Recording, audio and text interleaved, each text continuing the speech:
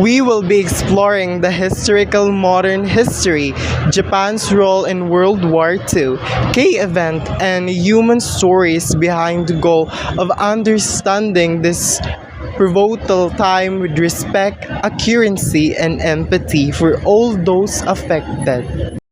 So, we're going to interview one of the students in Penma COC. My question is, what is the global event in 1929 promote Japanese to expand its empire? So the global event that prompted Japan's imperial expansion in 1929 was the Great Depression. This severe economic crisis originated in the United States and spread across the world, causing widespread unemployment, poverty, and instability in Japan. Thank you.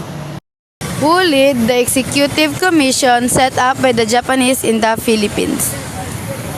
The Executive Commission established by the Japanese in the Philippines was led by George B. Vargas, a prominent Filipino politician who had previously served as the mayor of Manila and president and member of cabinet under the President Quezon. So my question is, who were the key leaders during the last year of the Commonwealth? My answer is in the Commonwealth final 1946, Manuel Rojas served as Senate President and Jose Zulieta became the Speaker of the House, leading the government as it prepared for the country's transition and to full independence. When the World War II started. So the World War II started in the world 1939 and Nomura Kichisaburo went to US to negotiate for US-Japan relations. Question, when and where did Japanese formally surrender to the Allied forces? My answer is Japan formally surrendered to the United States and Allied forces on September 3, 1945. During the signing of the surrender document at Tokyo Bay, marking the official end of World War II in the Pacific.